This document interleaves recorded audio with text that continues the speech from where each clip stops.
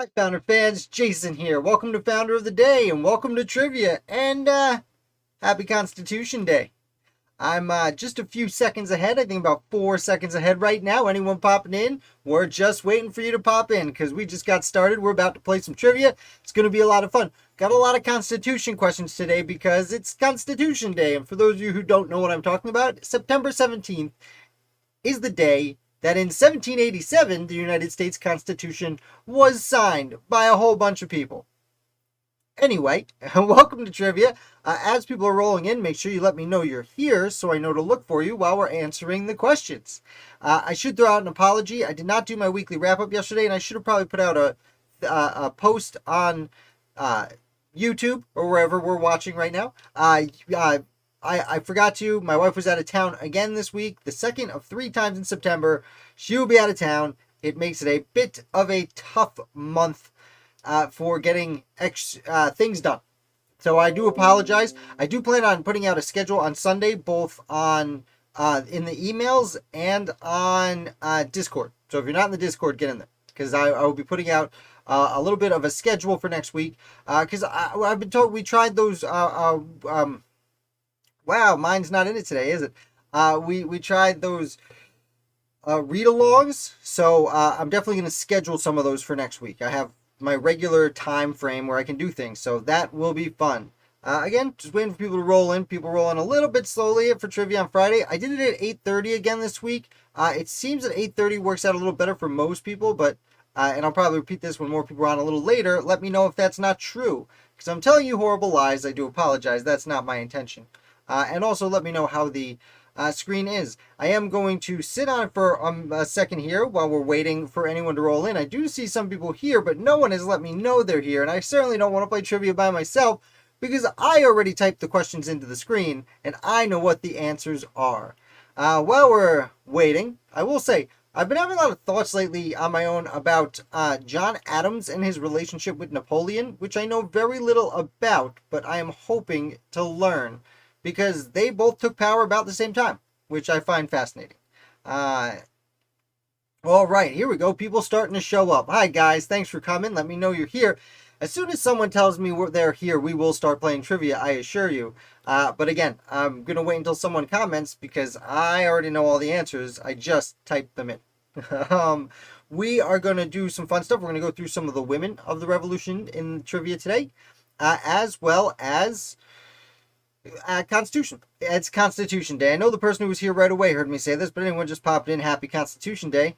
It is the day the Constitution was signed. I don't know the exact amount of years. I do appreciate the likes you guys are throwing me, but I would love to see someone leave a comment so we can start playing the trivia. Any hoozle, like I was saying, I haven't researched it yet, but I've been curious in my own mind about John Adams' relationship to Napoleon. 2 people who took power of a republic at about the same time. I put the republic in quotes for France and Napoleon, not so much for Johnny A. Again, I know you guys are coming in. Oh, and there it is. Ashley, welcome, Ashley. Finally got someone leaving a comment. Thank you, Ashley. Happy Constitution Day to you. And we're just waiting for, and Colonel, I thought you couldn't make it. And Troy, and everyone's rolling in. Hi, team. Welcome to the party. Now we can play. It is Friday Night Trivia. It is Constitution Day. Happy Constitution Day. Once again, real quick, I'm going to apologize for not doing the weekly wrap-up yesterday. I'm going to do that tomorrow. And I'm going to start putting out a schedule every Sunday about the live videos and all the videos coming up. So I do apologize for that delay. As I said, my spouse was out of town yet again for the second of 3 times in September, the busiest month I also have 2 children with birthdays this month, and all of the family rolling through town at one point or another. So, yay. It's lots of fun, but unfortunately, it does consume time, as you might imagine. Also, let me know how the vision is today. I went with a little bit lighter colors to be a little brighter, and I also hope we don't have any drops. I have adjusted some things in the background to make sure we don't get any problems like we had in recent weeks, but again, it could happen. It's a work in progress, trying to make it better all the time. Also have an itchy nose. Who wants to play some trivia? I want to play some trivia. Let's go play some trivia. Whammy. Question number the first. What happened in Paris, France on February 6th, 1788? This isn't necessarily an easy question, but it's not one of the harder ones. We'll call it a middling question. Uh, I'm pretty confident most of you will get this question. I guess that's kind of a spoiler alert. Anyway, what is it that happened in Paris, France on February the 6th of 1778? This year of the Founders, Lord, because they were alive back then. 1778. Still hanging on, only about 4 seconds ahead of you. I don't seem to be getting any problems again, so waiting on you. Give us an answer. We got Troy coming through. French recognized America as a country. And Troy coming through with the correct answer, getting us off hot. France recognizes the U.S. of A. Bastille Day, actually, I think was in 1789. Actually, I know it was 1789. Thomas Jefferson was still there. He had just been appointed Secretary of State, but he was still in France for Bastille Day. And George Washington was about 3 months into his presidency at that point. So just to add some context for you. Let's move right along. How about another question?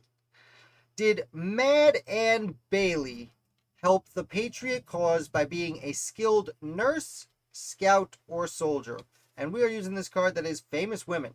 So we are talking about some ladies over these next handful of questions. Ladies of Liberty, that is, as Cokie Roberts would call them, aka founding mothers. And Mad Ann Bailey, this is a fun one. Did Mad Ann, if I can get it out, Mad Ann Bailey help the Patriot cause by being a skilled nurse, scout, or soldier? And that's not a yes or no question. It's an and or. We got Colonel coming in saying scout. We got Ashley, always hesitant to give us an answer. Both of Ashley's answers have question marks so far. And as everyone rolls in, yes, she was a scout. I'll be honest, I wrote about Ann Bailey not very long ago, and I'm still having a bit of a memory lapse on on her exact story. And I apologize for that. I'm usually good at remembering these stories. I spend so much time writing them, especially the ladies. Unfortunately, there's not quite as many of them, and I'm generally better at remembering those, so I apologize. Someone look it up. Tell me what's special about it. Okay. I think the Mad Ann isn't so much mad crazy. I think it's kind of a reference to Mad Anthony Wayne, but that is not something I know. That's just a feeling I get. Also something I should look up. Question number the third. How did Deborah Sampson get accepted into the Continental Army? There's actually more here. How did a young farm girl named Deborah Sampson get accepted into the Continental Army? Take a sip of water because I'm already thirsty from all this speaking under these hot lights. And I never turned my AC on because it's got cool out. Now it got hot again. She dressed up as a man or she disguised herself as her man? Yes, she dressed as a man. Deborah Sampson got into drag to fight in the army. Unfortunately, it wasn't extremely altruistic as we might like to think. She needed some money, and she thought the best way was to join the army. She joins kind of late in the war, 1780, 81. Her name, the man's name she used is escaping me. She had a really silly name she made up. Mad Ann, because she got her hot temper. That's right, Colonel. She was on the frontier, wasn't she? She was on Ann Bailey. I'm skipping back to Ann Bailey. I think she was on the frontier. Is she the one who held like a bunch of British men hostage? Like they came to her house and demanded dinner, and she was like, "Cool, sit down," and fed them dinner, and then picked up a gun and started blasting some of them away. I think that's Ann Bailey. I'm pretty sure. Yeah, Deborah Sampson's a fascinating character. We've talked about her a few times. She ends up she gets found out because she's wounded serving the country, and she is then found out because she is examined by a physician who's like, that's not generally what a man's private parts look like. And then give credit to where it's due. Her general, I think he was a brigadier general, Patterson. He actually is really cool about it. He says you have to go or else I'll get in trouble, but he cashiers her out kind of quietly. He doesn't make a big deal because she could have gotten in serious trouble for it. All right. I'll tell you what, I'm going to throw that question back up to remind us where we were, because I think we have to go back over here to the interweb because it's Constitution Day. And we are going to sign the Constitution. Or at the very least, we are going to determine who signed the Constitution and can we name them. And will it affect us later in the video when we try and name all of those founders like usual? Anyone just coming in? Thank you. Hi, Sarcastic. Welcome. Everyone coming in. We're doing some trivia. We are just moving on here. We're going to try and see if we can work together now to name all the signers of the United States Constitution. We have 12 minutes. I don't think we need that. That's okay. I'm a little sarcastic. I'm a little bit ahead of everyone. I'm about 5 seconds ahead. There's not a ton I can do about that, which is why right now I'm going to wait for you guys to start naming them before I hit play. Also, I think this particular game slows me down a little bit. But whoever wants to start naming people they think signed the Constitution, go ahead. And as soon as I see names pop up, I'm going to hit play and start typing. Give us that little extra bit. Also, last names only. Anything else, it'd be overkill. And Ashley coming through, giving us Hamilton. That's definitely correct answer. The only one from New York, although he wasn't really from New York, as we learn in that famous musical. Franklin, Ashley, yes. Benny Franks was there, signing the Constitution. Okay, Madison. And Ashley's taking the lead. Okay, we got 2 people saying Lee. And no, that would have been 2 correct answers on the Declaration of Independence. But on the Constitution, that is not a correct answer. Roger Sherman signed everything. Rufus King we spoke about recently. Benjamin Rush, nope, signed the Declaration, not the Constitution. Bedford, Gunning Bedford Jr., yes, one of the Delawareans.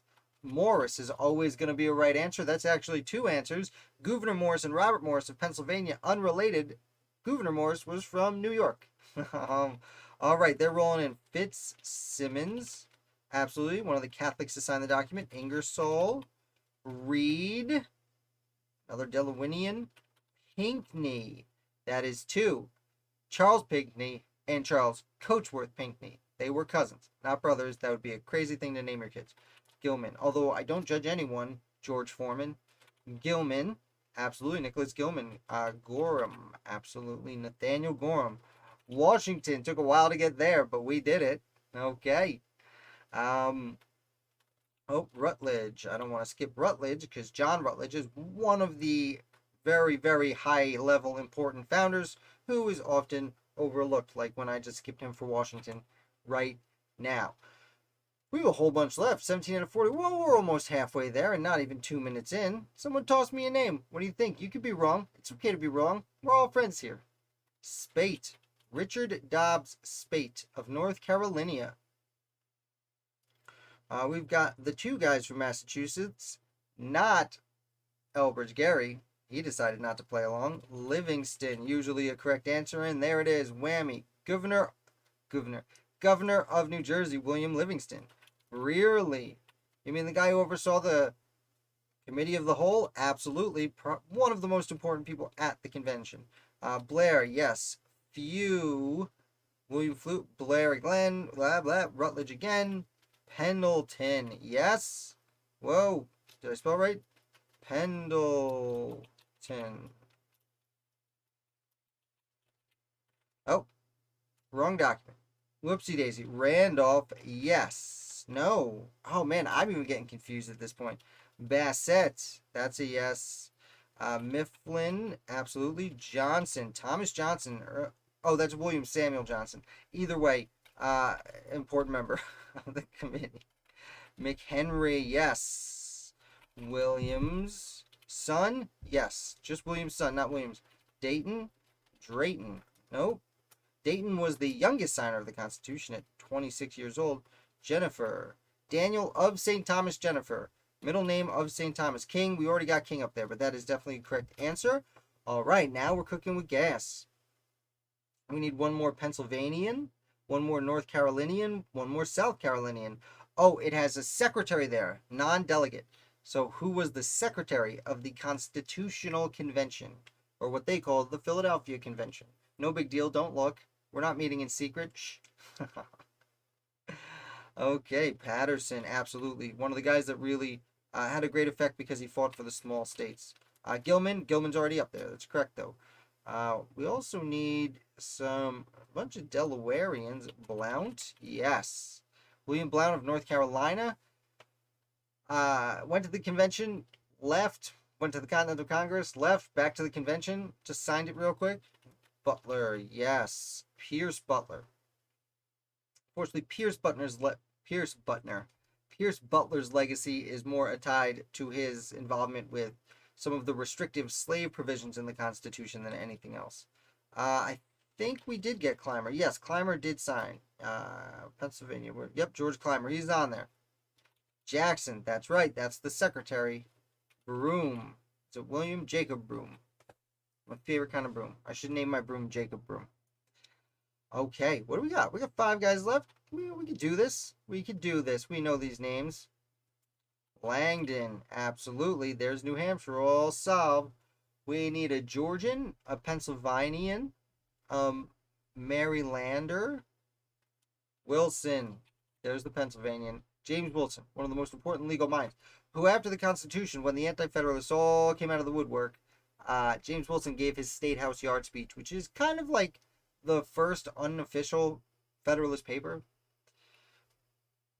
Excuse me. Okay, what are we talking? We got 7 minutes left for 3. We got this. Baldwin. Whammy. Okay, we got one from Delaware. And one from Maryland. I can read. I can do it. Okay, one of these guys,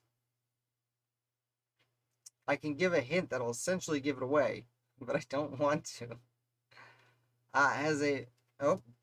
Dickinson. There he is. That's not the hint I was gonna give. Oh, we already got my hint. Never mind. I'm not good at giving hints because I always give hints for guys we've already found, which generally is not helpful. And we're looking for one person from Maryland. Well, I assure you is not Robert Goldsborough. He missed his chance to do anything. Robert Goldsborough should have been there. He should have been at all the signings, but he missed 3 of the big 4. And Maryland. So, we did get McHenry. I'm pretty sure we are looking for someone who's one of the handful of Catholic founders. We already got Fitzsimmons. I'm pretty sure this is the last name, though my mind have covered so many founders at this point that the easier things like Declaration and Constitution signers are now cluttered. There it is, Colonel. Daniel Carroll, one of the Carroll family, a really important Catholic family of Maryland. Catholics have been suppressed even in Maryland for a very long time, and the Revolution was their chance to excel. Great, guys. What is that, like 7 minutes? Really good. Less than 7 minutes. Teamwork. All right. So we're going to go back to trivia. Now, this was our last question. That was actually... Oh, okay. Well, I only see it the order you guys come through. It's not always the same on my end. YouTube. And we have already done this question, but we have not done this question. True or false? Women were allowed to fight in the Continental Army. True and or false? There's no way to know. I mean, unless you know, and I am going to tell you the answer. So there is a way to know. Or you could Google it. But don't do that. That will ruin the fun. True or false? There's no way to know. I'm stalling here, giving you guys a second to answer. I know I'm a few seconds ahead. I got some answers coming in now, so I'm just going to give it a few more seconds. No, but yes, if they pretended to be men and never got found out. Kind of true, but I don't want to spoil some future questions on that one. False. False, false. The ladies were not allowed to serve in war, just like most other parts of society. So, false.